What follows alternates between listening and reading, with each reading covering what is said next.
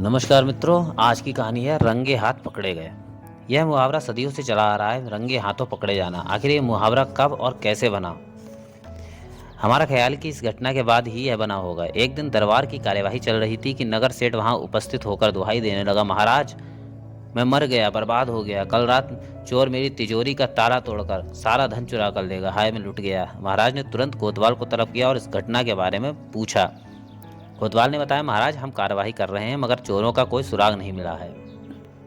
जैसे भी हो वे शीघ्र ही पकड़े जाने चाहिए। महाराज ने कोतवाल को हिदायत देकर सेठ से कहा, सेठ जी आप निश्चिंत रहें, शीघ्र ही चोर को पकड़ लिया जाएगा। आश्वासन पाकर सेठ चला गया। उसी रात चोरों ने एक अन्य धनवान व्यक्ति के यहाँ चोरी कर ली।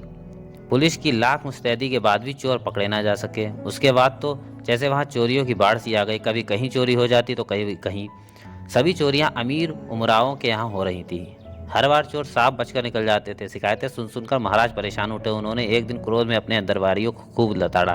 क्या आप लोग यहाँ हमारी शक्ल देखने के लिए बैठे हैं या क्या कोई भी दरबारी चोर को पकड़ने की युक्ति नहीं सुझा सकता? सभी दरबारी चुप बैठे थे। क्या करें, जब कोतवाल जैसा अनुभवी व्यक्ति चोरों को नहीं पकड़ पा रहा हो तो दरबारी भला कैसे पकड़ सकते थे?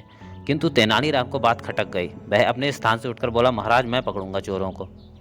उसी दिन तेनालीराम शहर के प्रमुख जौहरी की दुकान पर गया, उससे कुछ बातें की, फिर अपने घर आ गया। अगले दिन जौहरी की ओर से एक प्रदर्शनी की मुनादी कराई गई जिसमें वह अपने सबसे कीमती आभूषणों और हीरो को प्रदर्शित करेगा। प्रदर्शनी लगी और लोग उसे देखने के लिए टूट पड़े। एक से बढ़कर एक कीमती हीरे और हीरे के आभूषण प्रदर्शित किए गए थे। रात को जौहरी ने सारे आभूषण व हीरे एक तिजोरी में बंद करके ताला लगा दिया। जैसा कि होना ही था, रात को चोर आधम के ताला तोड़कर उन्होंने सारे आभूषण और हीरे एक थैली में भरे और चलते बने। इधर चोर को दुकान से बाहर निकले, उधर जौहरी ने शोर मचा दिया।